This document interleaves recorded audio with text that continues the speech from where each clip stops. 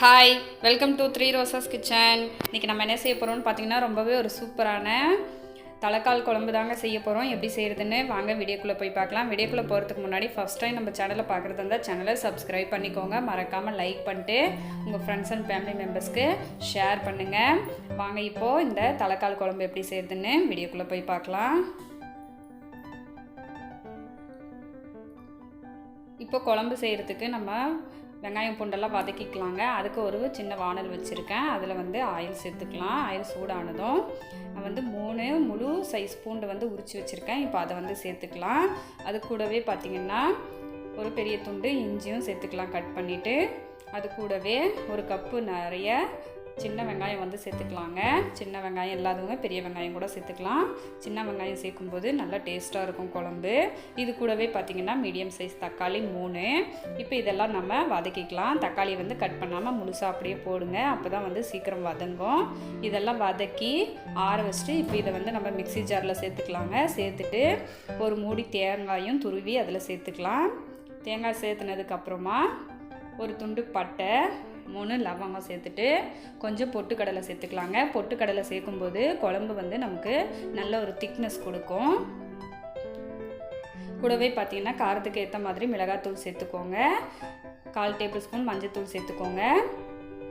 தனியாத்தூள் நான் 2 table spoon சேர்த்துருக்கேங்க. சேர்த்துட்டு இப்போ தேவையான அளவு தண்ணி ஊற்றி நம்ம மசாலா அரைச்சிக்கலாம்.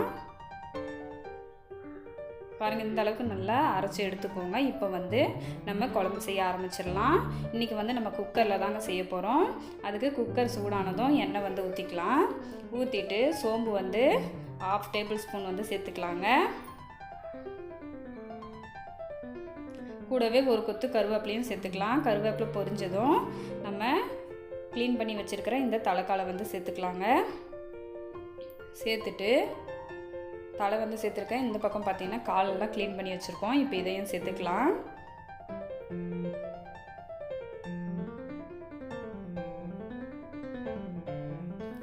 சேர்த்துட்டு இப்போ இதுக்கு தேவையான அளவு உப்பு சேர்த்துக்கலாம்.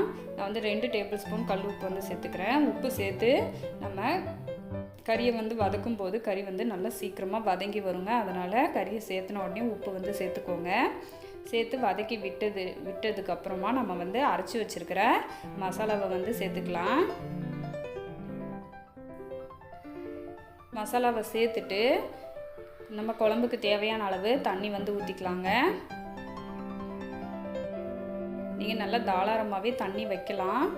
ஏன்னா நம்ம பொட்டுக்கடலை சேர்த்துருக்கோம். அதனால் குழம்பு நல்லாவே திக்காகி நிறைய குழம்பு நமக்கு கிடைக்கும். சேர்த்து எல்லாமே நல்லா மிக்ஸ் பண்ணி விட்டுட்டு ஃபைனலாக பார்த்திங்கன்னா நான் 2 டேபிள் ஸ்பூன் அளவுக்கு மட்டன் மசாலா சேர்த்துக்கிறேன். இது சேர்க்கும்போது ரொம்பவே குழம்பு வாசனையாகவும் ரொம்ப டேஸ்ட்டாகவும் இருக்கும். கண்டிப்பாக சேர்த்துக்கோங்க. சேர்த்துட்டு இப்போ மிக்ஸ் பண்ணி விட்டுக்கலாம். மிக்ஸ் பண்ணிவிட்டு நம்ம குக்கரை மூடி போட்டுக்கலாங்க.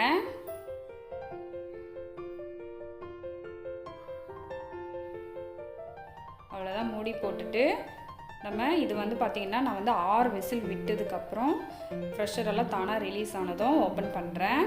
ஓப்பன் பண்ணதும் நம்மளோட தலைக்கால் குழம்பு சூப்பராக ரெடி ஆகிடுச்சு. ஃபைனலாக கொத்தமல்லி இலையை சேர்த்துக்கலாம். சேர்த்துட்டு நம்ம இப்போது குழம்பு மிக்ஸ் பண்ணலாங்க.